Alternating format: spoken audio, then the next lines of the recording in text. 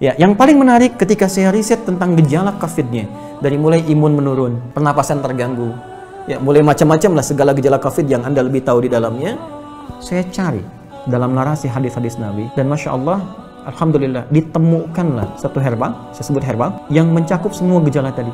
Saya tidak akan mengambil apapun dari ini dengan kecintaan kami kepada Indonesia.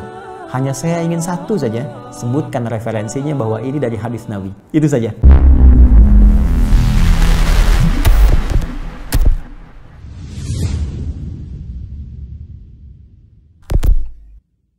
Bismillahirrahmanirrahim. Assalamualaikum warahmatullahi wabarakatuh. Ustadz Adi Hidayat baru-baru ini mengungkap sesuatu yang mengejutkan, sekaligus kabar gembira buat kita masyarakat Indonesia, khususnya umat Islam. Dalam ceramah beliau yang berdurasi 2 jam 28 menit 17 detik itu, melalui kanal YouTube Adi Hidayat Official, beliau, Ustadz Adi Hidayat, mengungkap kemungkinan ditemukannya herbal untuk COVID-19 melalui hadis-hadis Rasulullah. Beliau, Ustadz Adi Hidayat, mengaku telah mengumpulkan berbagai data dan referensi dari Al-Quran dan hadis dan sumber-sumber lainnya sejak Maret 2020 mengenai wabah COVID-19 ini menjadi sebuah bagan informasi. Ustadz Adi Hidayat juga menjelaskan salah satu hadis Rasulullah yang menjelaskan tentang akan adanya suatu wabah atau pandemi di masa mendatang. Ketika perbuatan umat manusia semakin jauh menyimpang dan tak terkendali, misalnya maraknya LGBT saat ini. Beliau juga menjelaskan terkait hadis Rasulullah dan ayat dalam Al-Quran mengenai penyebab munculnya suatu wabah diakibatkan oleh cara makan yang tidak sehat dan mengkonsumsi makanan-makanan yang diharamkan oleh Allah Subhanahu wa Ta'ala. Ustadz Adi Hidayat melanjutkan bahwa penyebab wabah diakibatkan oleh penyimpangan-penyimpangan segelintir manusia yang memang menginginkan wabah itu terjadi. Dalam penjelasan beliau dengan mengutip hadis dan Al-Quran, beliau mengatakan bahwa wabah tersebut bisa jadi hukuman buat orang-orang yang ingkar dan suka berbuat maksiat. Dan bagaimana sikap kita umat Islam dalam menghadapi wabah pandemi ini.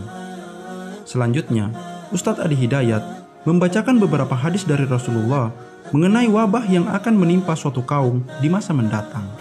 Pertama, kata Nabi, jika wabah itu terjadi, baik skalanya epidemi, lokal, satu tempat tertentu tapi luas, atau menjadi pandemi, tak terkendalikan sampai keluar wilayah, sampai meluas luar biasa, bisa jadi dalam konteks tertentu ini azaban, bisa menjadi satu hukuman, ya,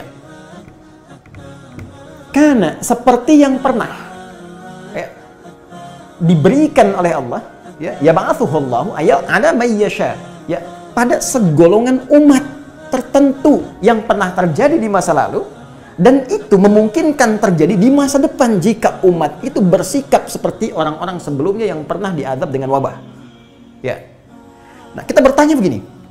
Siapa umat sebelumnya ini yang pernah diazab dengan wabah? Gali fakta sejarah. Ya, kita bisa temukan di antaranya di Al-Qur'an, kita temukan di Quran surah ke-7 Al-A'raf ayat 132 sampai dengan 133. Nanti ini kisahnya Firaun, ya, la'anahullah. Firaun itu pernah juga diazab oleh Allah dengan wabah. Sampai tingkat tertinggi ditenggelamkan nanti, ya. Ketika Allah kirimkan kemudian angin, ketika Allah kirimkan virus, ya ada yang menerjemahkan virus. Kalau kita lihat kitab-kitab tafsir, ada yang menerjemahkan dengan virus, ada nanti kemudian darah, ada nanti kodok dan sebagainya, serangga, sampai puncaknya belum beriman juga, akhirnya tenggelam. Nah, yang mau saya katakan gini, ketika kita gali apa perilaku mereka nih sampai mendapatkan hukuman berupa wabah ini, maka oleh Nabi dijelaskan kembali dalam sunnah Nabi yang bisa kita lacak. Anda bisa temukan di Sunan Ibnu Majah. Ya, jadi kalau kita ingin menggali kumpulan hadis Nabi, tentunya kita kembali ke kitab hadis-hadis. Ya, di antaranya ada Sunan Ibnu Majah yang disahihkan kemudian termasuk oleh Syekh Muhammad Nasruddin Al-Albani. Ya, di nomor hadis yang ke-106. Saya sudah cantumkan di riset saya. Ya, nanti ada di sana. Kalau nanti Bapak Ibu ingin dapatkan pula, nanti saya coba usahakan untuk berikan kopinya.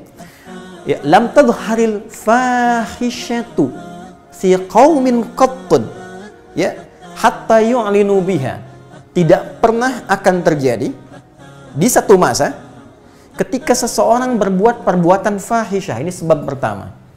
Nah, ini faktor pertama, wabah itu bisa turun, baik menjadi nanti epidemi ataupun pandemi. Menyebarnya perbuatan fahisyah. Sampai kemudian kalimatnya muncul dari redaksi Nabi, sampai diturunkanlah ta'un, wabah. Ya. Jadi muncul perbuatan fahisyah. Fahisyah itu dia termasuk bentuk tunggal dari kata fakhsya, ya, muannas. Jadi ada fakhsya, diksi awalnya di fahisyah, nanti kemudian temannya mungkar. Ya, kalau kita baca Quran surah ke-29 ayat 45, innas salata tanha 'anil fakhsya wal munkar. Asal diksi dari fakhsya itu dari kata fahisyah, perbuatan buruk yang bersumber dari syahwat seksual. Ya, maaf sekali, pornografi, porno aksi, seluruh perbuatan zina, LGBT, ya, dan segala turunan-turunannya, kata-kata jorok, kotor. Jika itu sudah mulai menyebar tak terkendali, bahkan sudah dianggap biasa, dianggap perbuatan-perbuatan yang legal, ya, yang normal, maka itu sangat memungkinkan pertama terjadinya wabah. Jadi wabah itu pertama, ya, itu kaitannya ada penyimpangan perilaku. Ya, kaitan pertama dengan perilaku seksual, ya, yang terjadi yang tadi saya sampaikan. Ya, ini mungkin sudah tampak di kita, ya. Kita tidak berbicara dulu dengan COVID-19, ya. Ada HIV misalnya, apa faktor utamanya kita cek? Bukankah itu virus juga dan sebagainya? Yang jelas jika mulai ini muncul perbuatan tak terkendali, maka resiko yang pertama, ini saya mau sampaikan begini, ya, mohon maaf sekali, yang menyampaikan Allah lewat Rasulnya. Kalau yang menyampaikan Adi Hidayat, Anda bisa tinggalkan, Anda bisa ambil pendapat lain. Tapi kalau yang menyampaikan pencipta kita, apa Anda masih ragu juga? Sementara kita disifati mukmin, yakin tanpa ragu. Kalau Allah saja Anda ragukan, nanti siapa lagi yang Anda percayai? Allah mengatakan pada kita, jaga betul, jangan sampai bertindak hal yang dilanggar, ya, hal yang sangat dilarang, dan ini bisa mengantarkan pada hadirnya wabah. Ini bagian pertama. Yang kedua, bisa berarti salah konsumsi. Ya, pola makan yang tidak benar, hal-hal yang diharamkan dan sebagainya. Bahkan di hadis Muslim jelas ada beberapa redaksi yang ketika dikonsumsi itu bisa menyebabkan penyakit bahkan mewabah. Ya, bahkan ada di hadis Muslim redaksinya menggunakan kelelawar, gitu kan? Nanti ada beberapa lain yang diharamkan. Di Quran nanti banyak. Bahkan tugas Nabi diantaranya ketika ditetapkan oleh Allah, Quran surah ke-7 ayat 157. Quran surah 7 ayat 157. Ya. Sudah? Nanti di pertengahan ayat ini Allah memberikan penekanan di antara tugas Nabi menunjukkan beberapa hal-hal, ya, hal-hal apa saja yang halal untuk dikonsumsi, wa yuharrimu alaihimul khaba'ith, dan mengharamkan segala hal yang kotor. Khaba'ith jamak dari kata khabithah. Khabithah itu bisa jadi juga terkait hal-hal kotor yang terkait erat yang bisa melahirkan wabah. Ya, bisa jadi virus, bakteri, kotoran, macam-macam. Karena itu masuk kamar mandi yang banyak kotorannya, kita berdoa, Allahumma inni a'udzubika minal khubuthi wal khaba'ith. Cuma sayangnya diartikan setan laki-laki dan setan perempuan. Padahal itu konteksnya hal-hal yang kotor. Setan senang dengan segala yang kotor. Kita itu orang bersih. Karena itu bab pertama dalam fikih thaharah, membuat kita bersih dan suci. Ya, kalau orang senang bersih-bersih, suci, itu luar biasa. Gampang menghindari segala ini. Ya, bisa jadi tidak rentan dengan virus, tidak rentan dengan bakteri. Ya, itu prinsip utama dalam fikih. Saya kembali lagi, ya. Jadi faktor pertama bisa jadi ini penyimpangan perilaku, kemudian juga cara makan yang tidak sehat, ya, dan seterusnya. Dan yang ketiga, jadi satu penyimpangan perilaku seksual, yang kedua salah konsumsi, mengonsumsi yang haram dan seterusnya. Dan yang ketiga ini memang agak sensitif, tapi ini terjadi. Ya, bisa jadi satu propaganda besar yang disiapkan oleh kalangan-kalangan tertentu yang memang sudah melampaui batas. Dalam bahasa Quran, melampaui batas itu disebut dengan kata kerjanya togo. Togo, ya, sifat yang melekat pada orangnya disebut toghin, jamaknya disebut togut. Ya, yang paling menarik ketika saya riset tentang gejala COVID-nya, dari mulai imun menurun, pernapasan terganggu, ya, mulai macam-macam lah segala gejala COVID yang Anda lebih tahu di dalamnya. Saya cari dalam narasi hadis-hadis Nabi, dan masya Allah, alhamdulillah, ditemukanlah satu herbal, saya sebut herbal, yang mencakup semua gejala tadi. Dan itu dunia internasional pun belum masuk ke situ, belum ada kesadaran itu gitu. Ya, saya cek kemudian di Indonesia nggak ditemukan materinya. ini hanya ada di 2 tempat di dunia. Dan zaman Nabi sudah dipraktikkan. Ada gejala-gejala yang serupa pernah ditangani Nabi dengan pendekatan yang bisa diminum, bisa dimasukkan, teteskan ke hidung, bisa diasap gitu ya. Itu ternyata saya cek sudah masuk jurnal, Prof sekalian. Ini materinya udah ada di jurnal. Ya, jurnal-jurnal ilmiah internasional. Ini saya ada beberapa jurnal nih yang sudah ada ya, tapi saya mohon maaf saya belum bisa zoom ya nanti. Maksud saya nanti saya bikin statement di akhir. Ini sudah ada Zoom internasionalnya. Ini sudah tahu ternyata khasiat-khasiat ini. Herbal ini, tapi belum ada kesadaran bahwa ini bisa mengatasi persoalan yang tengah kita hadapi saat ini di pandemi Covid. Ya, saya keluarkan itu, saya lacak hadisnya. Dari sejak 18 Maret saya usahakan, saya dapatkan dari sahabat kami karena ini hanya dapatkan di 2 tempat di dunia. Ya, di Himalaya dengan di Saudi bagian timur.